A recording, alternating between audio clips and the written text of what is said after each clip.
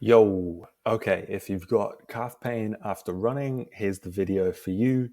Three exercises, about 3 minutes total, maybe 3 minutes per exercise at most, and spreading it out over 3 weeks. What are we going to cover today? Why your current training is mid and why you're actually getting injured or sore calves after running in the first place. Secondly, short range and long range training. Two things you're probably missing at the moment just because you haven't been taught about them. And then fourth, the athletic option for calf training. And fifth and final, your prescription from here to get rid of that pain. So let's get into why your calves are actually struggling from running in the first place. Because chances are your calves aren't up to speed with the rest of your body. They aren't on the same level strength wise. You probably have weak calves. Now, weak is a relative term because in either of these exercises here, the seated calf raise or the standing calf raise, you might be able to lift double or triple digits. But my definition of weak is slightly different. My definition of weak is when the body is incapable of handling the task at hand. So it doesn't matter if you can do double or triple digits in these calf exercises. If you still, for this, for the purpose of this video, the task at hand is running without sore calves after the run. So if you get sore calves after running, it doesn't matter how much weight you can lift in either of these. You are still weak if you get sore calves after your run. So, just checking my notes here. What we're doing with both of these exercises, it's actually not that effective. So, the reason I say your training is mid is because mid is slang for average and crap, but also mid because these are both mid-range movements. They don't particularly challenge the short and tight position, and they also don't really challenge the long stretched position. So if you look at both of these exercises, they're pretty consistent in terms of difficulty from the top position to the bottom position. Perhaps the seated calf raise is slightly higher at the top, maybe. But overall, they're pretty consistent. So, what we actually need is short range and long range training. We need to stretch your calves while they're in a, we need to strengthen your calves while they're stretched in a long position. And we also need to strengthen your calves while they're short and tight. This is really important because we're building two different types of strength here. One is neural connection into the muscle, mind muscle connection, the ability to actually fire the muscle. And long range is when we're getting the body capable at handling loads at length. So, quite likely, the reason you're getting injured is because your calf training simply isn't very effective. So, you've just never done enough effective calf training to have strong calves. How can we turn that around? We'll do that with short and long range training. So here you see short range training. This is the donkey calf raise. The ankle is barely stretched.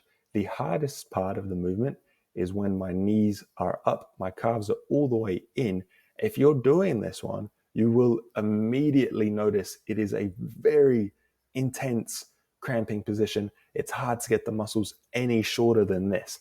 As you push up, you will feel it straight away. So here we're working mind muscle connection, but also the reason you need to do this one is for pumping blood flow and life into the area.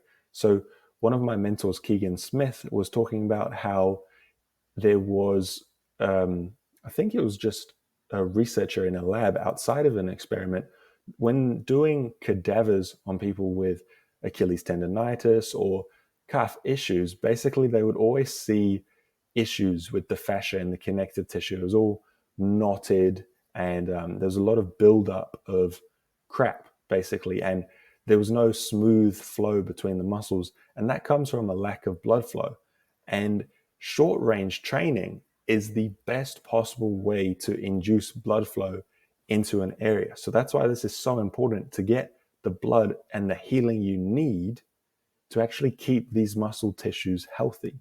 With our stationary and often seated lives, it's very easy to lose the quality of muscle tissue, muscle connection required for healthy, pain-free movement.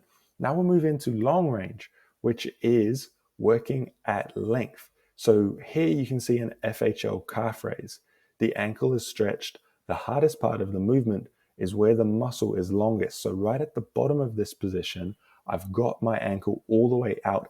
Then I do a calf raise from there. So the muscle and the connective tissue and the joints and the ligaments is already stretched, and then I pop back up. So here I'm really working long range strength, which is actually, which is actually far more taxing, far more damage, stretch, and ripping inducing, which actually leads to muscle and tissue and structure remodeling for healthy control and having the right structure to be safe, basically.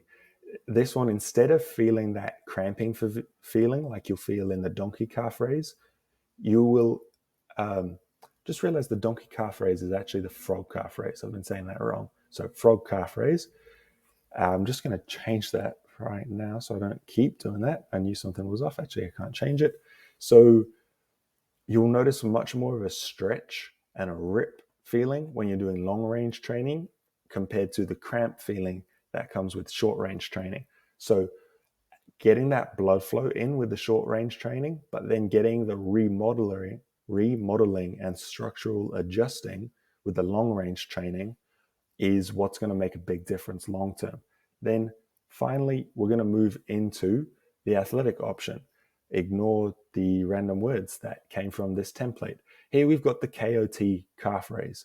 So I'm bending my knees all the way until my heels are, so in the bottom position, my knees are bent. If I bend the knees any more, my heels would lift off the ground straight away. And from this position, I'm just driving up onto my toes. So we're building bent knee calf strength here. This is really important for stability, to handle the bent knee pressure that you're going to get while running, but also bending our knees in a calf raise targets the soleus much more than the gastrocnemius. So it changes the muscle that we're actually working. And you'll notice it's the soleus that's doing the work while you're running. So often calf soreness after a run feels very different to calf soreness after a gym session because you're working two different muscles or two different heads of a muscle. So what's your prescription from here? Over the next 3 weeks, start with the donkey calf raise, one set of 30 reps. The frog calf raise. Move into the KOT calf raise for one set of 25, then into the FHL calf raise for one set of 25. And in this first week, you can break it down into as many sets as you need. So you might not be able to do 25 KOT or FHL calf raises in a row.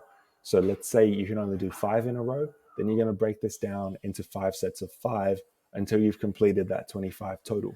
In week 1, just do this once for the week. As we move into week 2, it's the same again, but perform it twice per week. And in week 3, ideally now you have all of these reps continuous. So one set of 30 nonstop, one set of 25 nonstop, one set of 25 nonstop, and perform this 2 to 3 times per week. If you can build up to this strength, you will be in a far better position. You'll have actually built relevant functional calf strength, and I highly doubt you will be quite a sore after your next run.